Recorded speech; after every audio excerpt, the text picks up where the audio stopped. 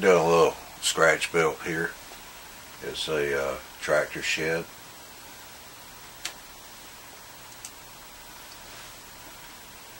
Don't know how well that might show up. That's the front wall. Got 4 stalls to it.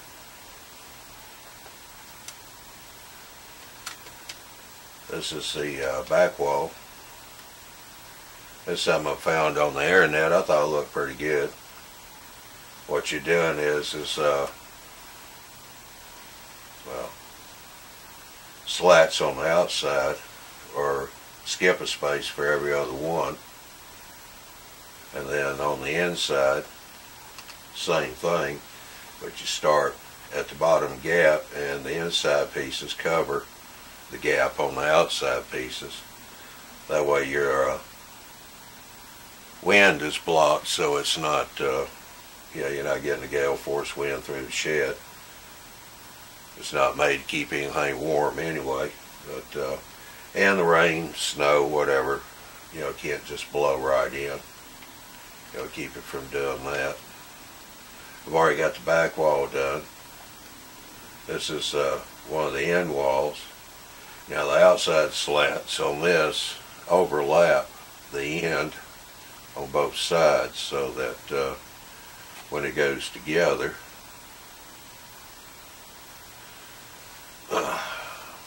get it right. The back wall will just fit right up in there, and I've got something to hold it together, and all I need to do is just keep everything pretty square, hopefully.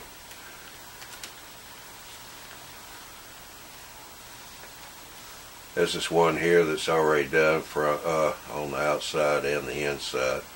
The roof is sloped. It's high at the front, slopes down. Give you some runoff for rain, melting snow. And this wall here, I've done the outside edge. Now I need to do the inside. So figured I'd let you see a little bit of that, and then I'll just put the whole thing together. Haven't quite worked out the roof yet. Thinking about just a corrugated metal roof. Do some lot of rust weathering on that. I will do some weathering on this. The stain I used was the Hunter Line weathering mix, a dark brown. That's all I've got right now. I just bought this at a train show a while back. Thought I'd give it a try, see how it works. It's just basically shoe polish, alcohol, and it was pretty cheap too. It's not a bad price. So I guess we'll go ahead and get the slats put in on this. When I did the outside walls, I did make up the jig. I'm not sure how well the camera's picking up these bosses here, but these were the same thickness as the 2x6 boards I was using on the sides and the horizontal.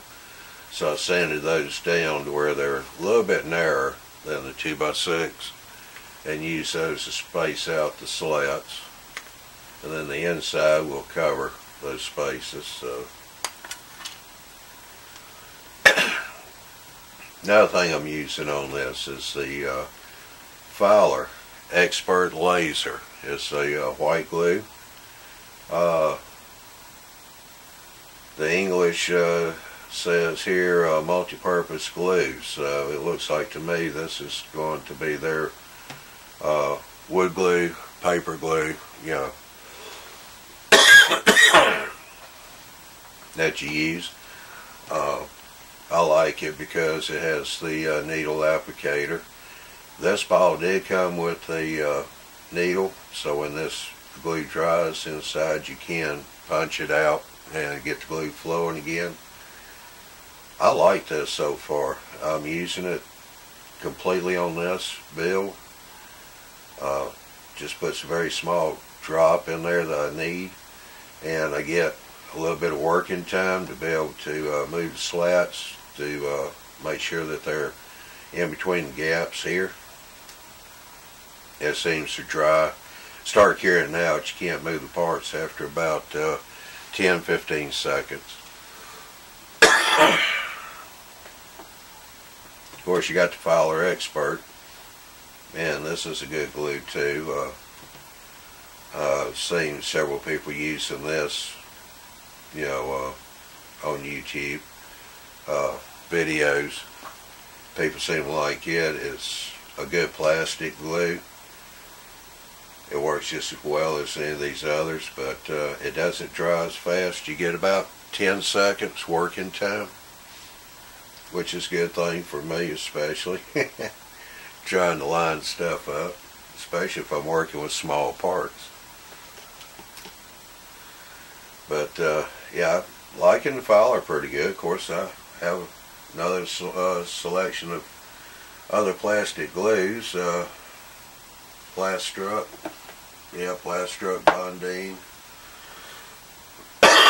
I got some testers around here somewhere. Plastic Well. They're all good glues. I find some plastics, for whatever reason, especially if it's molded in black, some of these glues don't work, so you have to kind of play around with your glues to find out which one's going to work best on the plastic. Most of the time it's going to be Plastruct, testers, filers. If that doesn't work, I got super glue too. That usually works. Haven't had a problem. Alright. Let's get started with this before I choke to death. Yeah, need to do a little adjustment. I'll be back.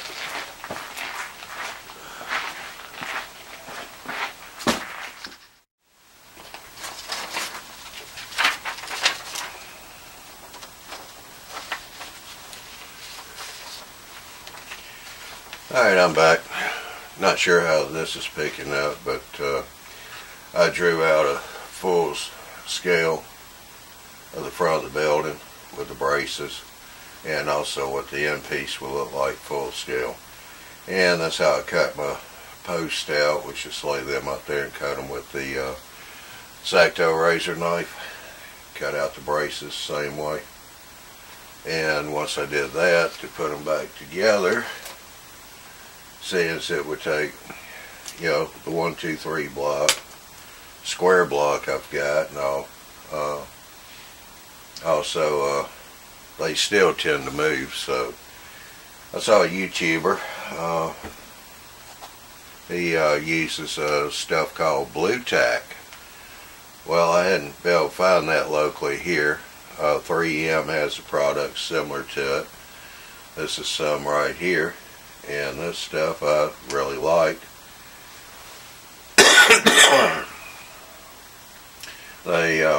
What I did was, as you see, I got my green cutting mat under my glass here. So I laid a piece out here, use small bits of this to hold it in place. And then I could put the vertical post in on the top piece, put a couple of pieces of this putty on there to hold them, glued it down. And it worked out very well, held everything good and square. So, this is a good idea fella had. I liked it.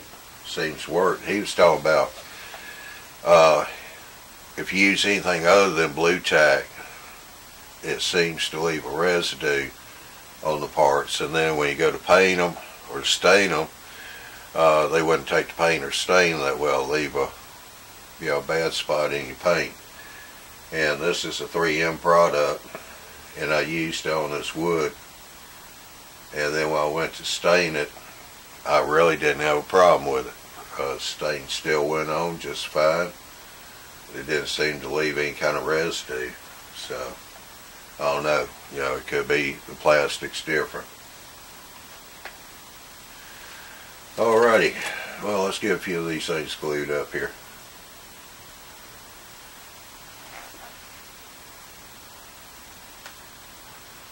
Yeah, this one here I made a mistake, so like I watched too many South Brooklyn K-House movies. Because first slide here, I didn't pay attention to the orientation of this end piece.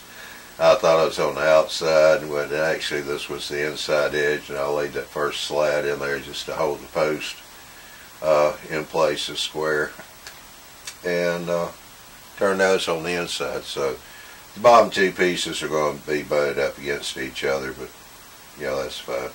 Or I may just skip and come up to the next gap. In fact, I think that's what I'll do. I'm just going to skip the bottom one and start at the next gap and cover it up. So, alright, let's get to gluing. Alright, let's try her again.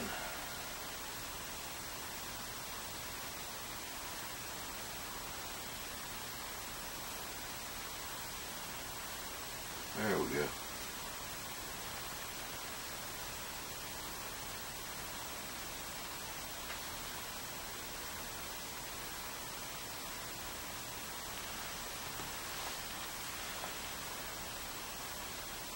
Since it dries fast, I put the cap back on the needle.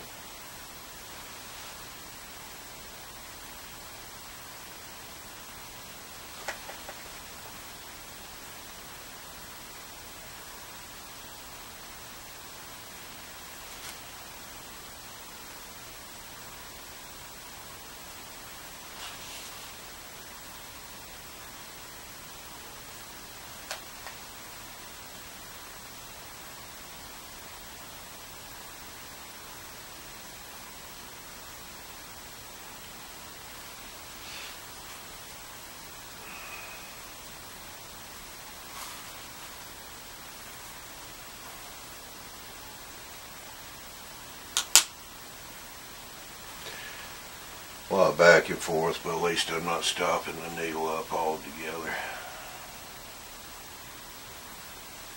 And once this glue starts flowing after the first application, it usually flows pretty good.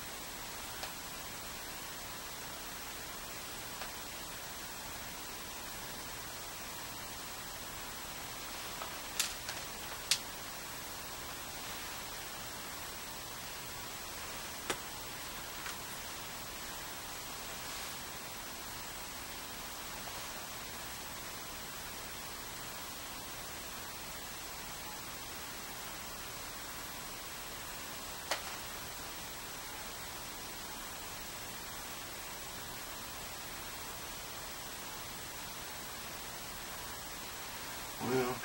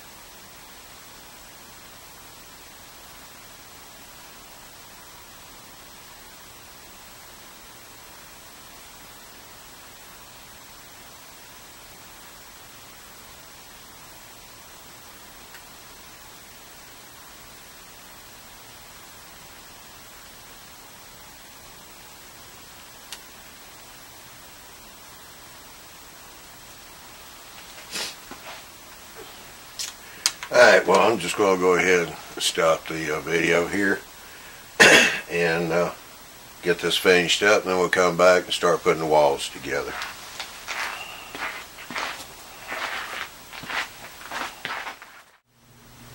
Alright, let's see if we can get some walls glued together.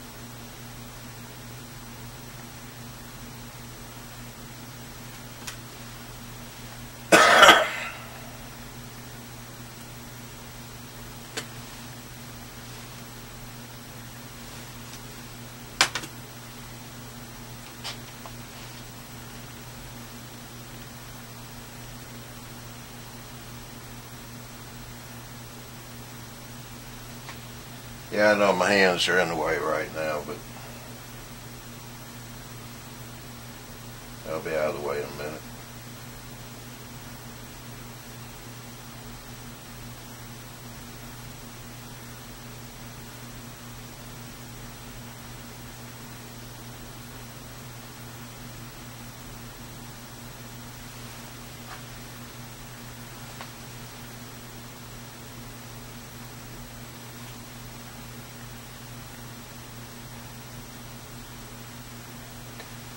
I guess I better let that glue cure out a little bit before I start moving it around.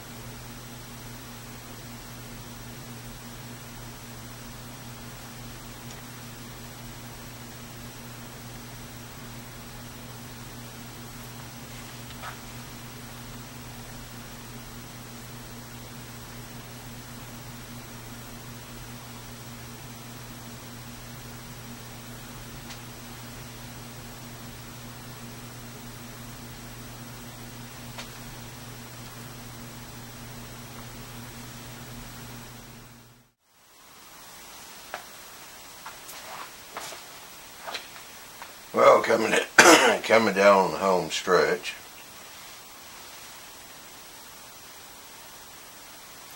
got this one corner right here glued. Now I gotta glue this corner.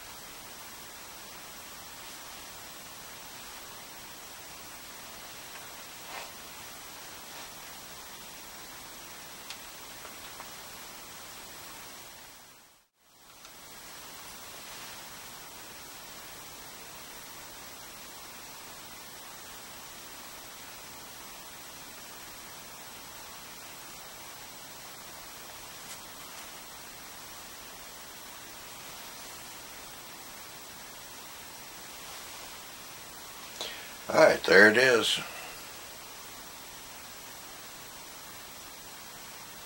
Main structures together.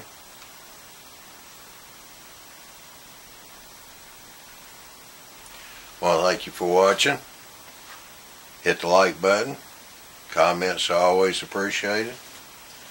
And this is going to be part 1 of the tractor shed. There'll be a part 2. I'll be putting the roof on and then weathering the roof and doing a little bit of weathering on the building and attaching it to a base too. I'll probably do a wood base, maybe something like this right here, and mount it on there.